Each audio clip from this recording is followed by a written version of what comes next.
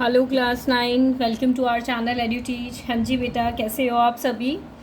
ठीक है जी। तो आज अभी से पहले हमने क्या क्या डिस्कस कर लिया था? सेल के बारे में हमने सारी चीज़ें पढ़ी। ठीक है, कैसे कैसे किसने डिस्कवर किया सेल को।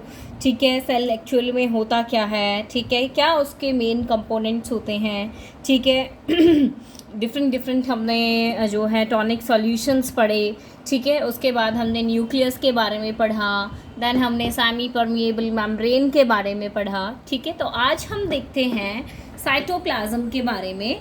ठीक है, व्हाट इज साइटोप्लाज्म एंड उस साइटोप्लाज्म में जो डिफरेंट सेल ऑर्गेनेलीज प्रेजेंट होती हैं, ठीक है, वो हम आज देखेंगे। तो बेटा बेसिकली साइटोप्लाज्म क्या होता है? साइटोप्लाज्म होता है कि जो हमारा सेल होता है, ठीक है, उस सेल के अंदर जो भी हमारा फ्लूइड डेंस मटेरियल प्रेजेंट होता है, ठीक है, जिसके अंदर बाकी सारी हमारी मेम्ब्रेन बाउंड जो सेल ऑर्गेनेलीज प्रेजेंट होती हैं, उसको हम क्या बोलते हैं? साइटोप्लाज्म बोलते हैं। ठीक है ठीक है, तो सेल ऑर्गेनेलीज के को जो अपने अंदर बांध के रखता है वो बेसिकली कौन है? हमारा साइटोप्लाज्म है। ठीक है, अब मैं बात कर रही हूँ कि membrane bound cell organelles, what is the meaning of these? ठीक है, यानी कि जो यूकैरियोट्स होते हैं, जो हमने पढ़ा था यूकैरियोटिक ऑर्गेनिजम्स, तो उनके अंदर बेसिकली सिर्फ न्यूक्लियस ही नहीं, बाकी सारी जितनी भी मेम्ब्रेन्स होती है ना, वो सारी क्या होती हैं? हमारी मेम्ब्रेन बाउंड होती है, यानी मेम्ब्रेन के साथ कवर्ड होती हैं। ठीक है, तो आपका जो ये चैप्टर है, आपके सिलेबस के अकॉर्डिंग आपको अलग अलग सेल ऑर्गेनेलीज पढ़नी है। ठीक है, तो बेसिकली मैंने तुम्हारे लिए है ना यहाँ पे एक स्ट्रक्चर लगाया है सेल का। ठीक है, मैंने एक जो है स्ट्रक्चर लगाया है। Just a minute, let me see कि ये जूम हो सकता है। ठीक है, क्या हो गया?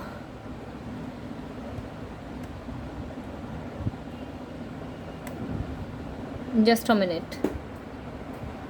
हाँ जी, जो मैं सोच रही थी वो हो नहीं रहा है एक्चुअली। ठीक है, चलो देखते हैं। मैंने वैसे नेक्स्ट स्लाइड में एक बड़ी सी इमेज डाली हुई है। ठीक है, तो देखो ये जो सेल है, इस सेल के अंदर तुम्हें ये जो ब्लू कलर का पोर्शन दिख रहा है बेटा, वो क्या है? तुम्हारा साइटोप्लाज्म है। ठीक है, तुम्हें इस रेड कलर से दिखाई तो दे रहा है ना? ठीक है, एक मिनट, दूसरा कलर यूज़ करूँ मैं? ठीक है तो ये जो ब्लू कलर का पोर्शन तुम्हें दिख रहा है, दिस इज़ योर साइटोप्लाज्म। ये बाहर तुम्हें सेल मेम्ब्रेन दिख रही है। ये स्ट्रक्चर जो है बेटा, ये क्या होता है? हमारा माइटोकॉन्ड्रिया।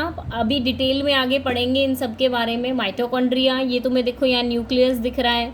न्यूक्लियस के अंदर डीएनए प्रेजेंट है। ये जो स्ट्रक्चर है, जनरली जो न्यूक्लियस के साथ एसोसिएटेड स्ट्रक्चर होता है ना, इस स्ट्रक्चर को, इस ट्यूबुलर स्ट्रक्चर को हम बोलते हैं एंडोप्लाज्मिक रेटिकुलम, और शॉर्ट फॉर्म में हम इसको बोलते हैं ईआर, एंडोप्लाज्मिक रेटिकुलम, ईआर। ठीक है, एंड ये तुम्हारा लाइसोसोम है। यहाँ तुम्हारे ये जो डॉट डॉट स्ट्रक्चर दिख रहे हैं ना, ये dot dot structure, these are your ribosomes and this is your Golgi apparatus. तो ये सारे हमने पढ़ने हैं, चलो देखते हैं। ठीक है, देखो this is a large diagram. यहाँ आप आराम से देख सकते हो। देख रहे हो क्रोमेटिन रीजन? अब यहाँ तुम्हें दिख रहा है क्या क्रोमोसोम है, क्या जीन है? नहीं देख पा रहे ना? देखो, ये होता है हमारा जेनेटिक मटेरियल। ठीक है, ये होता है इसका न्यूक्लियोलस। ठीक है, अब यहाँ देखो तुम्हें न्यूक्लियर पोर दिख रहे होंगे। ये देखो ये चैनल दिख रहे हैं तुम्हें ये चैनल। ठीक है, क्लियर है जी? Let me increase the brightness for you, इससे ज़्यादा होगी नहीं। ठीक है,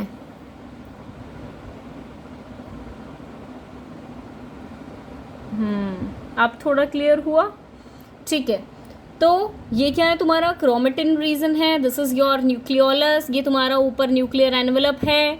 ठीक है, न्यूक्लियर एनवेलप पे देखो पोर्स प्रेजेंट हैं। ठीक है, अभी देखो दोबारा से ये ट्यूबुलर स्ट्रक्चर दिख रहा है ब्लू कलर का।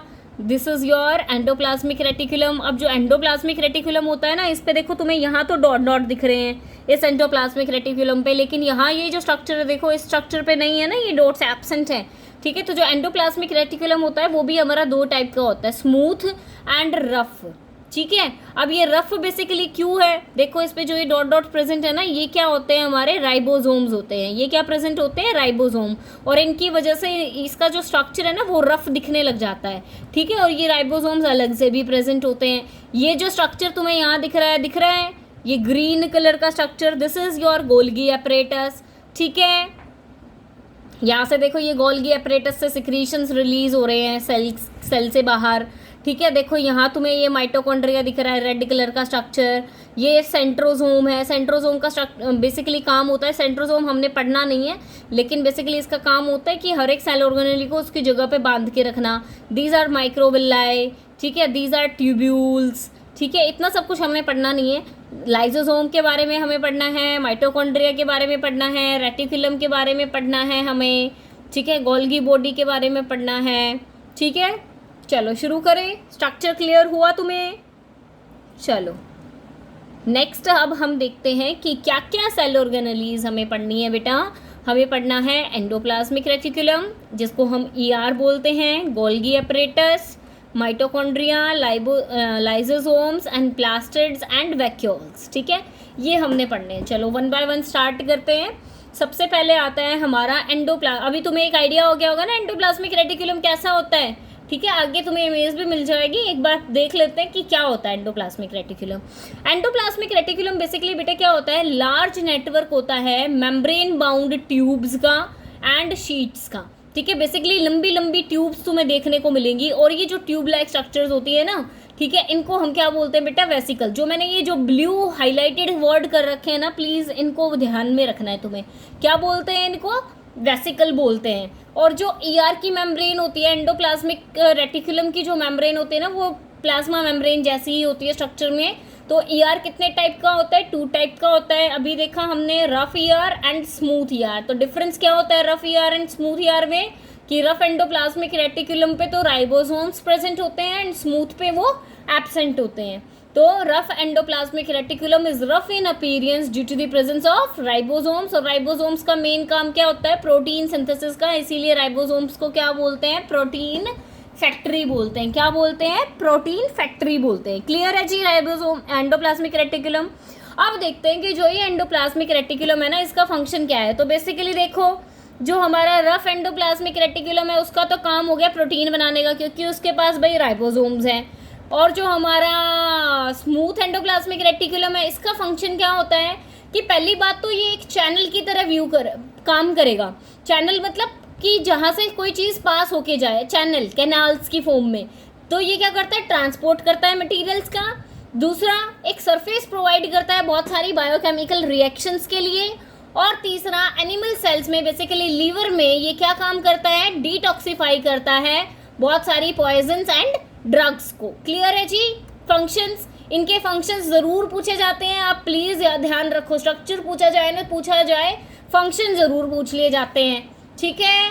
तो इनको आप प्लीज़ अगर नोट डाउन करना चाहो तो नोट डाउन भी कर सकते हो। इतना टाइम तो एक स्लाइड में लगता है ये देखने में तुम लोगों को, ठीक है। चलो नेक्स्ट, अब देखो स्ट्रक्चर एंडोप्लाज्मिक रेटिकुलम का। अभी ये क्या दिख रहा है तुम्हें? This is nucleus. मैंने बोला था ना न्यूक्लियस के साथ एसोसिएटेड होता है एंडोप्लाज्मिक रेटिकुलम। ये क्या है? न्यूक्लियस के अंदर पोर्स प्रेजेंट हैं, ठीक है। These are your vesicles. और जो ये स्पेस होती है ना इनके बीच में, इनको बोलते हैं सिस्टर्नल स्पेस। और जो ये ऐसे फोल्डिंग हुई होती है ना इनकी, ये फोल्डिंग, इस फोल्डिंग को बोलते हैं सिस्टर्ने, ठीक है। और ये क्या है? देखो इधर राइबोसोम्स दिख रहे हैं तुम्हें अब क्लियर। तो ये वाला जो पार्ट है, this is your rough endoplasmic reticulum. और देखो यहाँ पे वो नहीं है ना, this is your smooth endoplasmic reticulum. Clear है? चलो आगे बढ़ते हैं फिर। अब आता है नेक्स्ट हमारा गोल्गी अपरेटस। अब जो गोल्गी अपरेटस है वो फर्स्ट किसने डिस्क्राइब किया था बेटा? तुम्हारा कैमिलियो गोल्गी ने किया था, इसीलिए इसका नाम भी इन्हीं के नेम पे रखा गया है, that is Golgi apparatus. Basically अब ये गोल्गी अपरेटस के अंदर होता क्या है? बेसिकली गोल्गी अपरेटस भी ईआर की तरह मेम्ब्रेन बाउंड वेसिकल्स होती है इनके अंदर, ठीक है, फ्लैटेंड सैक्स की फॉर्म में। और इसमें क्या खास बात होती है ना कि ये पैरेलली अरेंज होते हैं। एंडोप्लाज्मिक रेटिकुलम तुमने देखा है ऐसे ऐसे ऐसे ऐसे कुछ भी स्ट्रक्चर प्रेजेंट है, लेकिन जो गोल्गी, मैं हटा दूंगी चिंता मत करो, ठीक है। जो ये गोल्गी अपरेटस होता है ये बेसिकली ऐसे सीक्वेंस में पैरेलली प्रेजेंट होता है गोल्गी अपरेटस का स्ट्रक्चर, ठीक है। लेट मी रिमूव दिस, ठीक है। क्लियर है जी? तो ये क्या होती है, इसके अंदर जो ये सिस्टर्न्स होती है ना, ये क्या होती हैं? सैक में, पैरेलली सैक में अरेंज्ड होती हैं। देखो एक बार तुम्हें मैं दिखाई देती हूँ स्ट्रक्चर। पहले देखा अभी तुमने कितना ऑर्गेनाइज्ड स्ट्रक्चर है गोल्गी अपरेटस का? 1 2 3 4 5 6 ऐसे सैक्स में अरेंज्ड है, ठीक है, क्लियर है। और देखो यहाँ से ये जो है ना पिंच ऑफ होके न्यू वेसिकल बन जाती है, क्लियर हुई। ठीक है, ये इनके बीच की स्पेस को ल्यूमेन बोलते हैं। ठीक है, ये होता है सिस फेज छोटे वाला, और जो चौड़े वाला होता है इसको ट्रांस फेज बोलते हैं। ये हमारे सिस्टरने होते हैं, जैसे कि एंडोप्लाज्मिक रेटिकुलम में देखा था हमने। क्लियर है गोल्गी बॉडी का स्ट्रक्चर, गोल्गी अपरेटस का स्ट्रक्चर। ये ड्रॉ भी करने आने चाहिए तुमने सारे, ठीक है। कभी ये सोच रहे हो बस देख देख लें।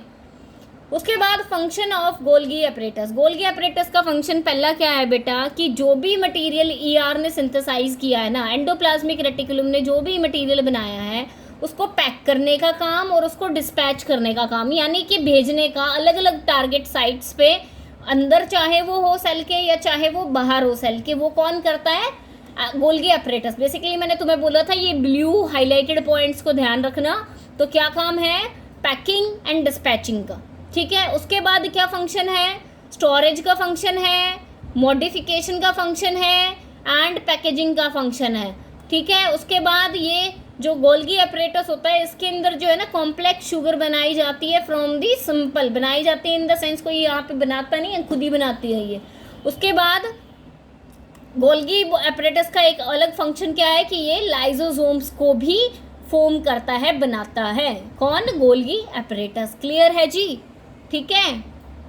अरे अच्छा लग रहा है तो ऐसे पढ़ना, मुझे बताया भी तो करो। कोई भी नहीं बताता है कि हाँ जी मैम ऐसे स्लाइड्स के थ्रू, पीपीटी के थ्रू अच्छा लग रहा है पढ़ना, इंटरेक्टिव लग रहा है, ठीक है। वरना अभी डायग्राम्स ही नहीं देखने को मिलते तो पता चलता तुम्हें, ठीक है। एक मिनट तुम्हारे लिए ये ठीक कर दूँ मैं, जस्ट अ मिनट।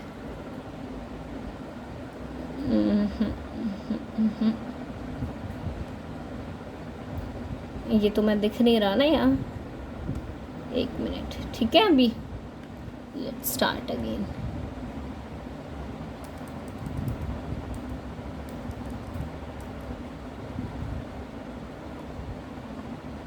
ठीक है, तो अब हम आ गए लाइजोसोम्स पे। ठीक है, तो अभी देखा ना हमने कौन बनाता है लाइजोसोम्स को, गोल्गी बॉडी बनाती है लाइजोसोम्स को। ठीक है, तो क्या फंक्शन है लाइजोसोम्स का बेसिकली, अभी देखेंगे क्या स्ट्रक्चर है लाइजोसोम्स का। ठीक है, तो लाइजोसोम्स भी हमारे अभी तुमने देख लिया ना, सारे मेम्ब्रेन बाउंड स्ट्रक्चर हैं। Lysosome is membrane bound. एक मिनट, अब ये कलर दूसरा आ गया भाई। ठीक है, मेम्ब्रेन बाउंड ऑर्गेनली है। ठीक है, और इसकी क्या खास बात है कि लाइजोसोम बेसिकली क्या करता है, इसके अंदर ना बहुत सारे डाइजेस्टिव एंजाइम्स होते हैं, बहुत सारे हाइड्रोलिटिक एंजाइम्स होते हैं। ठीक है, और ये क्या करता है, उनको इन एंजाइम्स की हेल्प से जितना भी वेस्ट मटेरियल सेल के अंदर प्रेजेंट होता है ना उसको डिग्रेड कर देता है, ख़त्म कर देता है। ठीक है, और इसके अंदर जो भी एंजाइम्स होते हैं वो कौन बनाता है, रफ ईआर बनाता है, रफ एंडोप्लाज्मिक रेटिकुलम बनाता है। तो ये क्या करता है, वेस्ट डिस्पोजल सिस्टम है ये हमारा सेल का क्या है, ये वेस्ट डिस्पोजल सिस्टम है। ये हमारी सेल को क्लीन रखने में हेल्प करता है। तो बेसिकली लाइसोसोम का फंक्शन क्या है, डाइजेशन का, रिमूवल ऑफ वेस्ट का, सेलुलर डेब्रीज का या फॉरेन पार्टिकल्स का।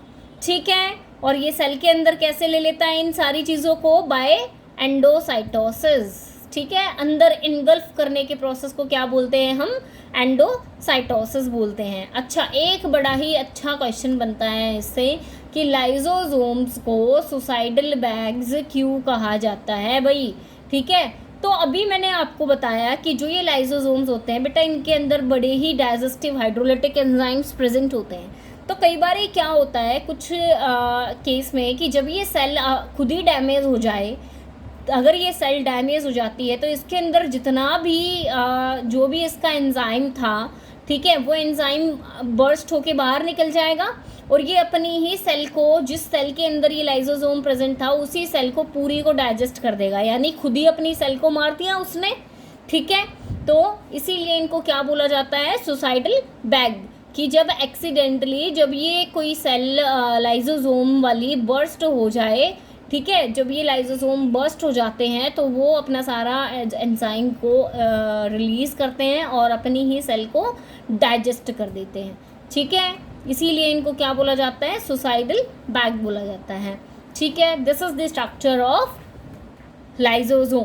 इसकी फॉस्फोलिपिड जो है हमारी लेयर है, फॉस्फेट एंड लिपिड से बनी हुई बाय लेयर होती है, 2 लेयर से मिलके बना हुआ है ये, ठीक है। तुम्हारी बुक में खैर इसका कोई डायग्राम नहीं है, लेकिन फिर भी मैंने दे दिया है, ठीक है। ये एंजाइम कॉम्प्लेक्स है और यहाँ कुछ प्रोटीन्स प्रेजेंट है, ठीक है। उसके बाद आ जाते हैं माइटोकॉन्ड्रिया। भाई माइटोकॉन्ड्रिया से क्वेश्चंस बहुत पूछे जाते हैं।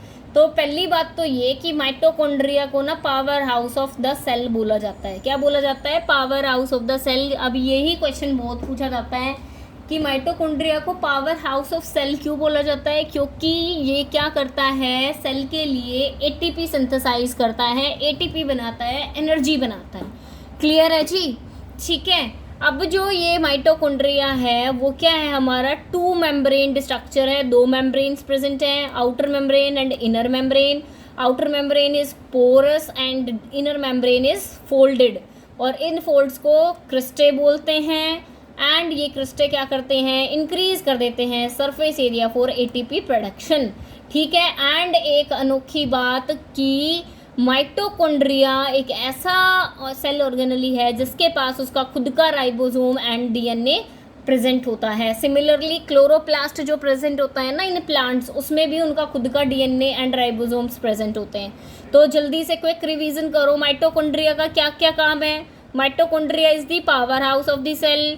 2 मेम्ब्रेन स्ट्रक्चर है, outer membrane, inner membrane. Outer membrane is porous, inner membrane is deeply folded, और उन फोल्ड्स को क्रिस्टे बोलते हैं। क्रिस्टे बेसिकली क्या करते हैं, सरफेस एरिया को इंक्रीज कर देते हैं for ATP production. And mitochondria have their own DNA and ribosomes. Let's see the structure of mitochondria. This is the structure of mitochondria. देख रहे हो आपके पास 2 मेम्ब्रेन है, ये बाहर की मेम्ब्रेन है, ये रेगुलर मेम्ब्रेन है, देखो, ठीक है। एंड इसके ऊपर पोर्स प्रेजेंट है, देख रहे हो, ठीक है। एंड ये जो ब्लू कलर की तुम्हें दिख रही है, this is your inner membrane. देख रहे हो कि फोल्ड्स में प्रेजेंट है ना, डीपली फोल्ड है ये। और ये जो स्ट्रक्चर ऊपर उभरे हुए होते हैं ना, इनको बोलते हैं क्रिस्टा, ठीक है, क्रिस्टा। एंड इनके पास देखो, तुम्हें दिख रहा होगा ये डीएनए यहाँ प्रेजेंट है, एक यहाँ प्रेजेंट है, तो इनके पास इनका खुद का डीएनए होता है एंड खुद के राइबोसोम्स भी प्रेजेंट होते हैं, ठीक है। और इसके अंदर ये जो ब्लू कलर का सब्सटेंस होता है, दिस इज योर मैट्रिक्स, ठीक है। This is the structure of mitochondria, ठीक है। नेक्स्ट आता है प्लास्टिड्स। अब जो प्लास्टिड्स जो सेल ऑर्गेनली है वो सिर्फ किस में प्रेजेंट होती हैं, प्लांट्स में प्रेजेंट होती हैं। देख रहे हो यहाँ पत्ती, जो ये पत्तियाँ होती हैं इनका ग्रीन कलर दिखता है ना, due to the presence of chlorophyll, due to the presence of chlorophyll. और क्लोरोफिल किस में बनता है, क्लोरोप्लास्ट। और chloroplast is what, chloroplast is a plastid. Clear है जी?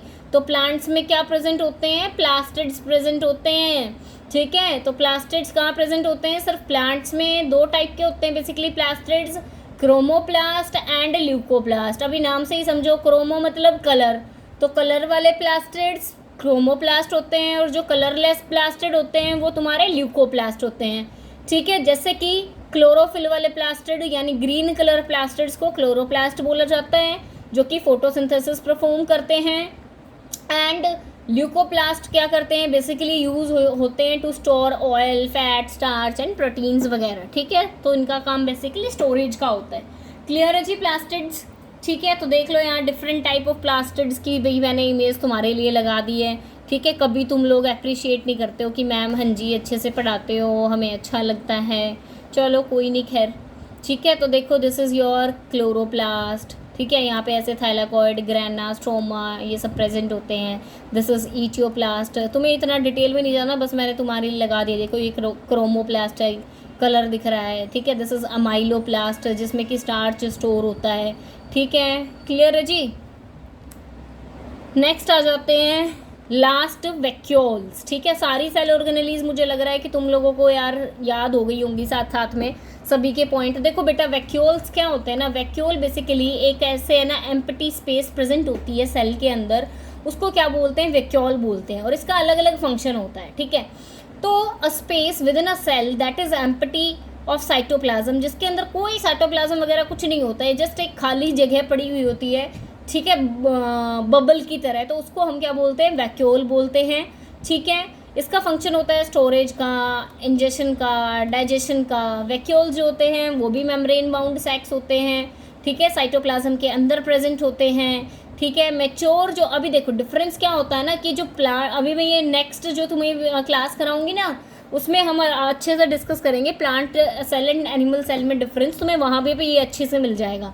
लेकिन आज भी देख लो कि जो मैच्योर प्लांट सेल्स होते हैं ना उनके अंदर जो वैक्यूल होता है वो बहुत ही बड़ा होता है। इवन आधे से ज़्यादा पोर्शन ना वैक्यूल ने ही घेरा हुआ होता है सेल का, ठीक है, प्लांट्स में। और उसका काम होता है कि वो स्ट्रक्चरल सपोर्ट प्रोवाइड करता है, स्टोरेज, वेस्ट डिस्पोजल का काम, प्रोटेक्शन का काम, ग्रोथ का काम, ठीक है। 80% जो स्पेस होती है ना देख लो वो इन्होंने ही घेरी हुई होती है। प्लांट्स में बहुत बड़ा वैक्यूल होता है, सिंगल वैक्यूल होता है, लेकिन एनिमल्स में बहुत सारे छोटे छोटे वैक्यूल्स प्रेजेंट होते हैं, ठीक है। और ये भी बेसिकली टेम्पररी स्टोर करके रखते हैं मटेरियल्स को एंड ट्रांसपोर्ट भी करते हैं with in the cytoplasm. Clear है जी। वैक्यूल्स क्या होते हैं?